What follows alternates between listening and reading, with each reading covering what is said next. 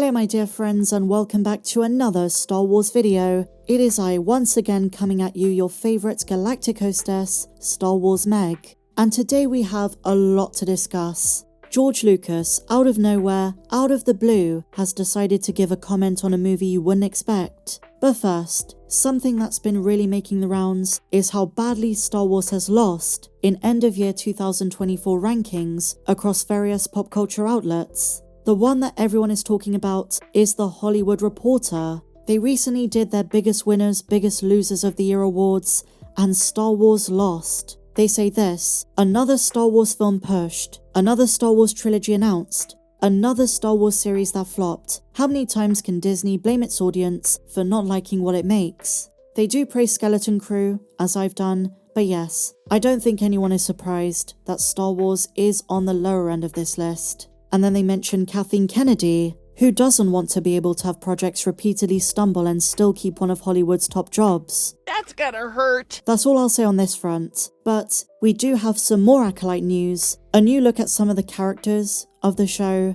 and our first proper zoomed in HD look at Mundi. Now you're gonna say I'm nitpicking, but the hands are wrong. In the prequel trilogy, Mundi did not have human hands.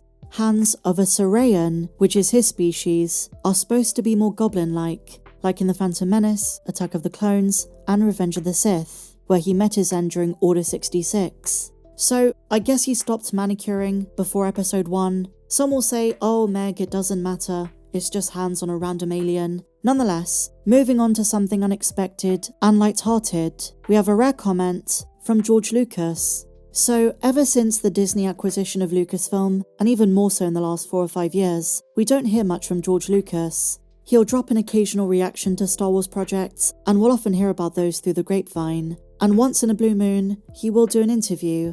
But generally, and rightfully so, the man is just trying to enjoy his life. We know very little about his thoughts of recent Star Wars projects. We know he wasn't too big on the sequel trilogy. We know he enjoyed the Kenobi show. He helped Dave Filoni with a few decisions on Mando and Ahsoka, but he's not as vocal in the pop culture space as he once was. But then, out of the blue, he drops his reaction to the most random movie you'd expect, Wicked. According to director John M. Chu, after seeing the movie, George Lucas phoned him up to tell him how good of a job he did, and that he loved the movie adaptation of the musical.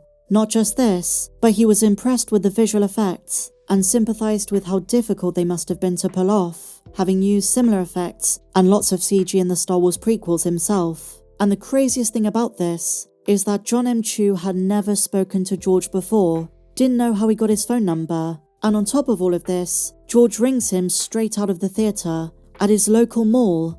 Imagine that, George Lucas giving you a phone call fresh from the theatre, popcorn bucket still in hand, to tell you he loved your movie. That is a compliment if I've ever heard one. And only a few weeks ago people were saying, in a way, Wicked is to The Wizard of Oz what the prequel trilogy was to the original trilogy. And I was reading about comparisons between Elphaba and Anakin. And I understand people have varying opinions on the movie, it being a remake of a classic play, the creative choices, the reliance on CG, but regardless where you stand, this is a pretty hilarious headline. And I have to say, I think George has good taste. To my mind, it was a fun flick. Well directed, the music is great, the choreography was fun, so I can totally see why George liked it. This comment about it is perfect. It's funny how George Lucas has become this mystical figure that we never hear from personally anymore, but then he'll randomly choose to give his thoughts to a chosen few individuals who can hear his voice through the Force, like the whispers of child support Yoda dodges. Such a hilarious and accurate assessment.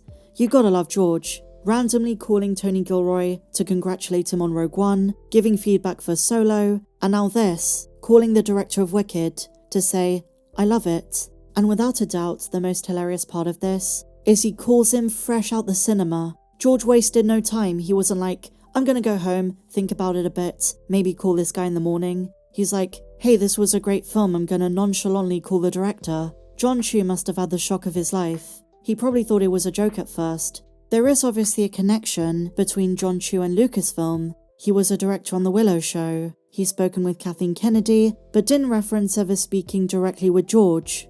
So John goes on to say this. He's like, you know, I make movies, And I said yes. And he's like, I see all the elements in that movie. I know how hard it is to pull it all together. It's so nice when you see leaders like that, creative leaders who actually reach out and are just so kind and say we're doing this together. It's so great to hear George Lucas supportive of someone else's work. It's not every day you hear George Lucas come out to praise a random movie that releases.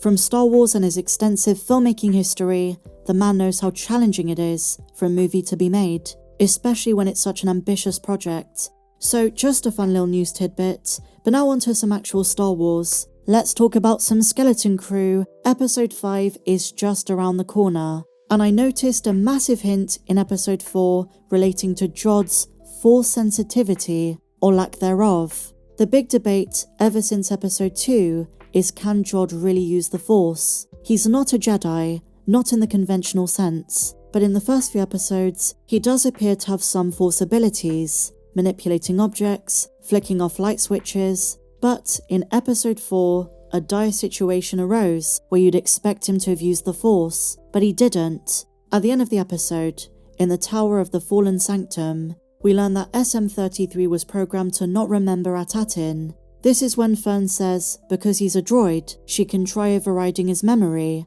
However, it didn't work. 33 becomes violent, remembering his former captain's instructions: if anyone goes prying about Atatin, you have to tear them apart limb from limb. It was mortifying. Adorably, it's Neil who decides to stand up to the droid, protecting his friends.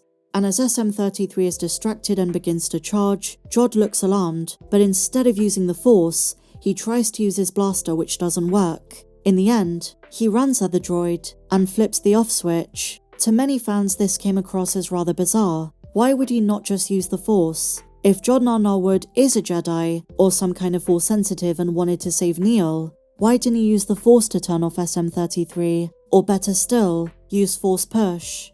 Now here's the thing. We know from comments made by Jude Law that Jod's backstory is important, and he's implied the Force stuff is real, it's genuine. And if this is the case, it could be a Grogu situation, an Order 66 survivor who's out of practice, who can use their basic Force abilities, but haven't saved someone's life in a long time. He didn't want to risk a Force push going wrong, but to my mind it's definitely sus. But with that said, my dear friends, share your thoughts on everything we spoke about in today's video in the comments down below. If you enjoyed this one, please be sure to give me a big fat thumbs up, subscribe if you're new, check me out on socials, and I'll see you in the next video. May the Force be with you, always.